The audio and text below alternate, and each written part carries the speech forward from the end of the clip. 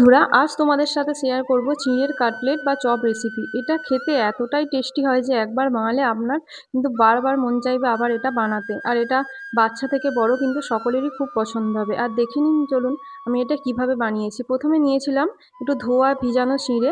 এটা একদম পাতা চিঁড়ে, যেটাকে আমরা বাচ্চারা বা খাওয়ার জন্য ইউজ করা হয় সেই চিঁড়ে। এটাকে ধুয়ে রেখেছিলাম কিছুক্ষণের জন্য।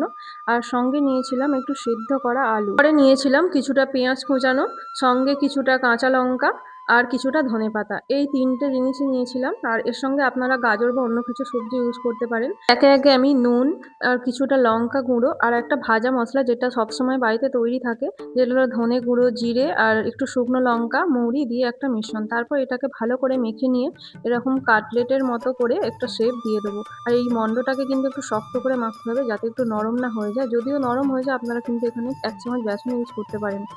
আর তারপর এগুলোকে কাটলেটের আকারে গড়ে নিয়েছিলাম। তারপর একটি বাটিতে কিছুটা কর্নফ্লাওয়ার আর নুন দিয়ে জল দিয়ে একটা গুলে নিয়েছিলাম। আর তারপরে পরে একটু ব্রেড ক্রাম্ব মাখিয়ে এগুলোকে এবারে ভালো করে একটু শক্ত করে অনেকগুলো কাটলেট আমি এইভাবে গড়ে নিয়েছিলাম।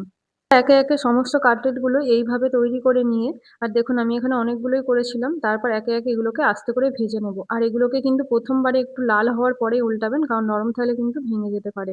তারপর এভাবে লাল লাল করে ভেজে তুলে নিলেই কিন্তু রেডি আপনাদের একদম চিঁড়ের কাটলেট রেসিপি। আর এটা খেতে কিন্তু সত্যিই অসাধারণ, একবার অবশ্যই ট্রাই করবেন। আর যদি ভিডিওটা ভালো লাগে তো অবশ্যই লাইক কমেন্ট শেয়ার করতে ভুলবেন না। চ্যানেলে নতুন হলে অবশ্যই চ্যানেলটিকে সাবস্ক্রাইব করে পাশে থাকবেন। নমস্কার।